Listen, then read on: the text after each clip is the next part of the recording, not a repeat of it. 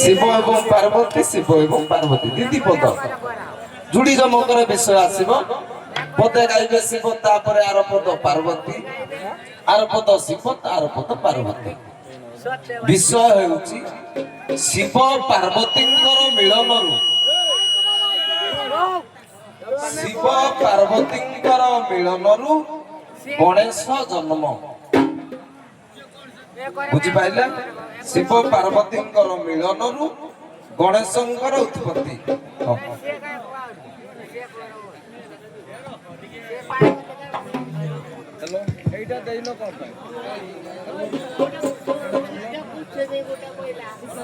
Hello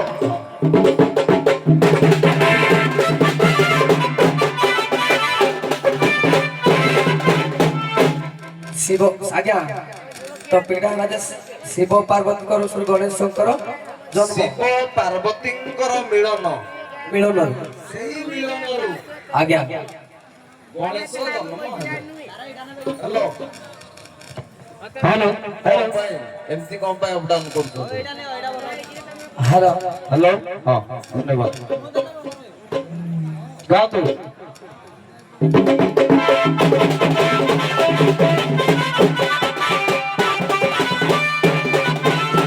सुनो सुनो साधु जन धीरे दे चित्त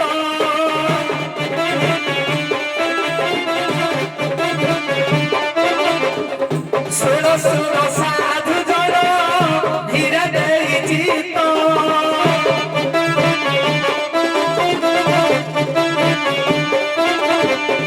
गणेश जन्म चरित करुछि वर्णित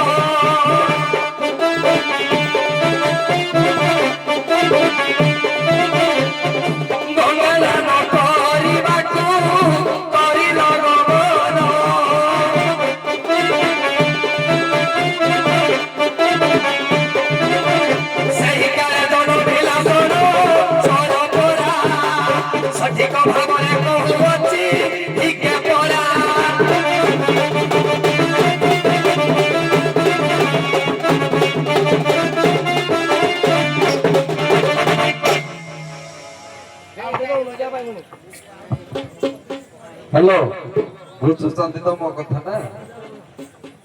ବୁଝିପାରୁଛ ତ ପୁଅ?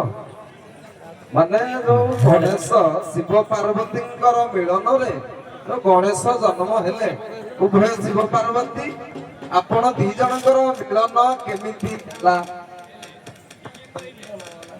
ଆମେ ଜାଣିଛେ ଯେ ପାର୍ବତୀଙ୍କର କଣ ମଳିରୁ କିଏ ଜନ୍ମ, ସେ ବିଭୂତି ଏବଂ ଅନ୍ୟ ମିଶ୍ରଣରେ ଜନ୍ମ ବୋଲି ଅନେକ ପ୍ରମାଣ ଅଛି।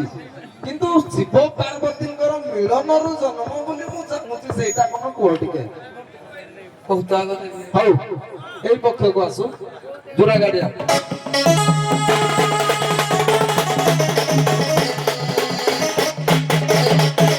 ଶୁଣୁଥାନ୍ତୁ ବିଜ୍ଞ ଜନ ଦେଇ କରି ମନ ଧୀରେ ଦେଇ କରି ମନ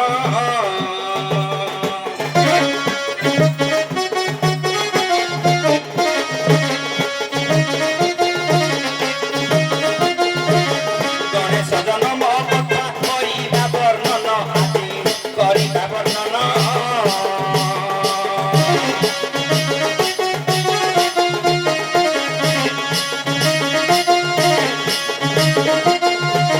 शिव पार्वती को और सरू जात कही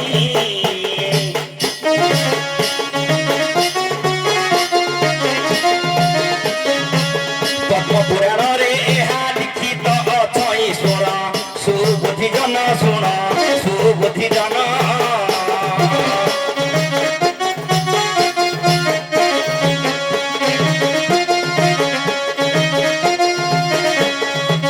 संस्कृत ଭାବରେ ଗଜାନନର ବର୍ଣ୍ଣନ ଶୁଣ ସୁବୁଦ୍ଧି ଜନ ଶୁଣ ସୁବୁଦ୍ଧି ଜନ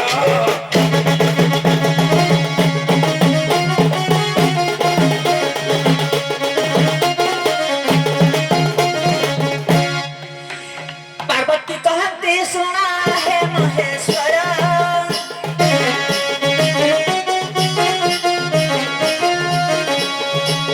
तुम हम मिलन रे चाहे लाख बर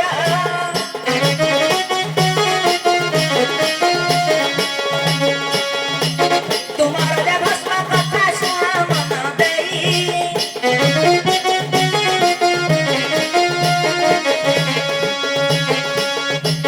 तुम्हारा जे भस्म कथा सुना मन देई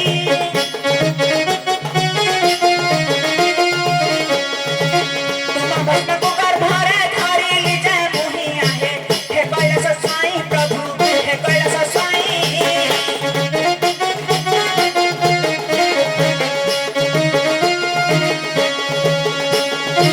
तेबे जाई गणेश को जन्म देली मुहि मिल न होइले तुई प्रभु मिल न जे तुई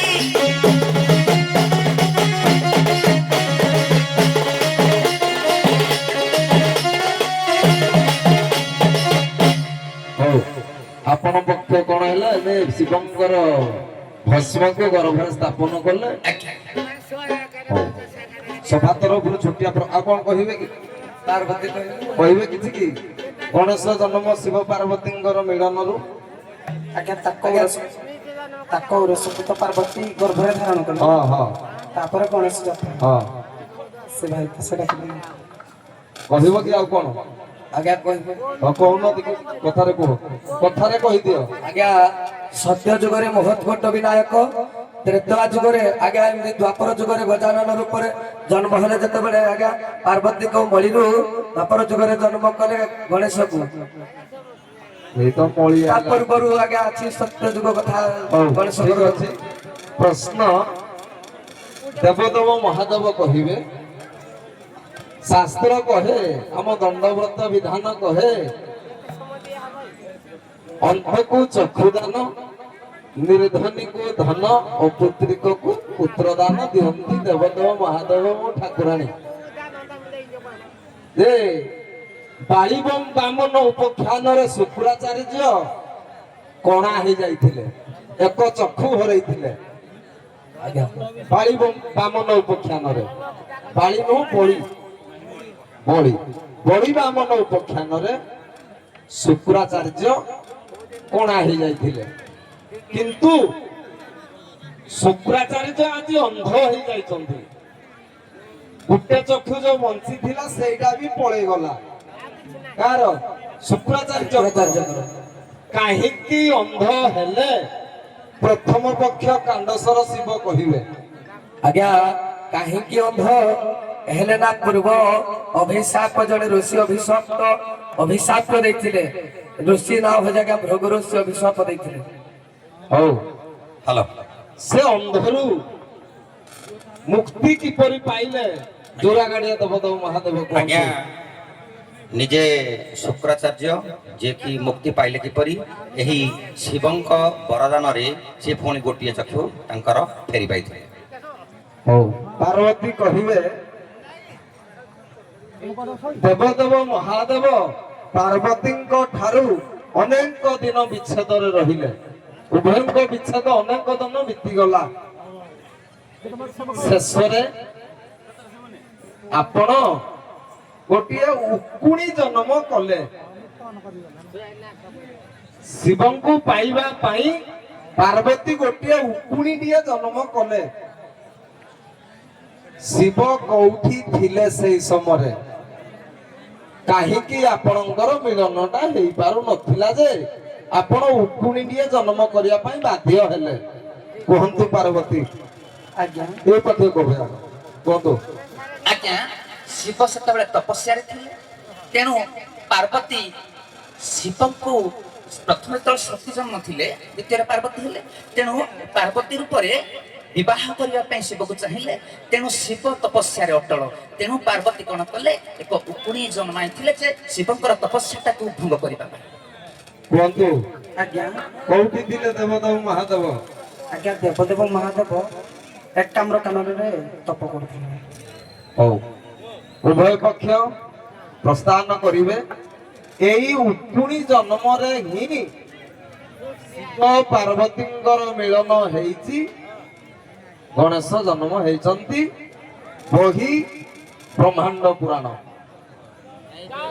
ବ୍ରହ୍ମାଣ୍ଡ ପୁରାଣ ବହି ଯାଆନ୍ତୁ ଆପଣ ମାନେ ମଞ୍ଚରୁ ମନୋରଞ୍ଜନ ଆସିବେ ଜୁରା ଗାଡିଆ।